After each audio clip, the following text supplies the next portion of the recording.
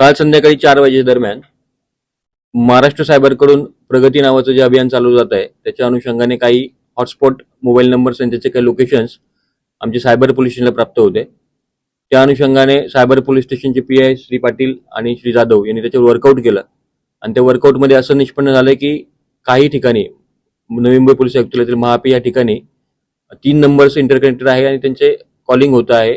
त्याचं technical analysis त्यांनी केलं. त्या अनालिसिसमधून आणि गोपनीय माहितीच्या द्वारे त्यांना एका ठिकाणी कॉल सेंटर असल्याची माहिती प्राप्त झाली.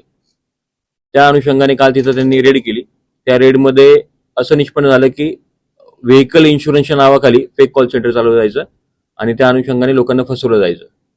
अजून माहिती घेतली असता त्या ठिकाणी असं निष्पन्न झालं की ही जी लोक होती ती लोक समोरील व्यक्तीला कस्टमर्सला डाटा त्यांच्याकडे प्राप्त होता आणि त्या अनुषंगाने कॉल करून सदर इन्शुरन्स क्लेम हा कमी किमतीमध्ये इन्शुरन्स जो आहे तो प्रीमियम जो आहे तो कमी किमतीत आम्ही आपल्याला देऊ अशी ते त्यांना भूलथापा देत होते आणि त्याच्या अनुषंगाने सदर कस्टमर हा त्यांच्याकडे इन्शुरन्ससाठी प्रीमियम भरत होता. इन्शुरन्सचं प्रीमियम भरल्यानंतर ते मात्र कुठल्याही प्रकारे कंपनीकडून जे मेजर मोटर जनरल इन्शुरन्सच्या ज्या कंपनीज आहेत त्यांना कुठल्याही प्रकारे ते प्रीमियम पे करत नव्हते आणि जेव्हा समोरचा कस्टमर फोन करायचा तेव्हा हे ब्लॉक लिस्टमध्ये टाकायचे. अमाऊंट ही प्रत्येक व्यक्ती साधारणतः 10 ते 15 हजार रुपये होती, जी खूप मोठी अमाऊंट नसल्यामुळे सदर व्यक्ती हा फोन करत राहायचा, परंतु यांच्याकडे रिस्पॉन्स न मिळाल्यानंतर आणि कामाच्या याच्यामुळे तो व्यक्ती तिथं आपले पाठपुरावा सोडून द्यायचा. हा एक प्रकार निष्पन्न झाला. त्यासोबतच दुसरा एक प्रकार त्यामध्ये निष्पन्न झाला की एखाद्या कस्टमरला त्यांनी पॉलिसी त्याच्याकडनं प्रीमियम भरला तर ते संबंधित मोटर इन्शुरन्स कंपनीला पॉलिसीचे प्रीमियम द्यायचे. त्याच्या अनुषंगाने पॉलिसी तयार झाल्यानंतर त्या पॉलिसीची कॉपी संबंधित कस्टमरला पाठवायचे. ज्यावेळी संबंधित कस्टमरला ती पॉलिसीची कॉपी मिळाल्यानंतर ते परत मोटर इन्शुरन्स कंपनीकडे जाऊन ती पॉलिसी कॅन्सल करायची. पॉलिसी कॅन्सल केल्यामुळे जे पैसे होते ते जी यांची फेक कॉल सेंटरची कंपनी होती त्याच्या अकाउंटला ते जमा व्हायचे आणि संबंधित कस्टमरकडे मात्र पॉलिसी असायची. अशा प्रकारे त्यांचा एक दुसऱ्या प्रकाराने फ्रॉड करत होते.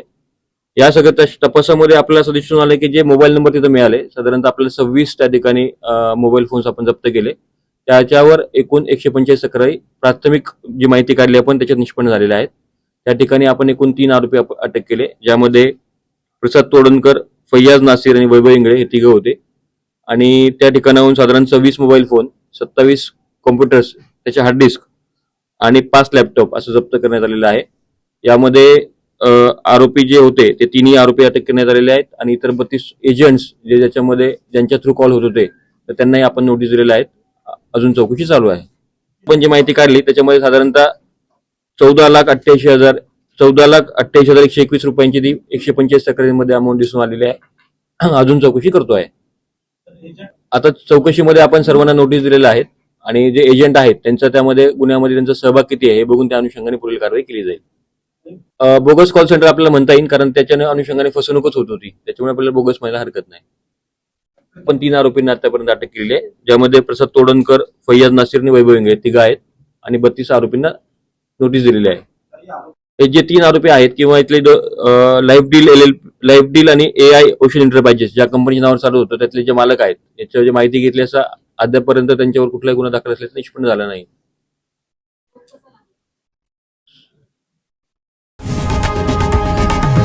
लोकशाही मराठी ऐका, पहा, जागरूक रहा.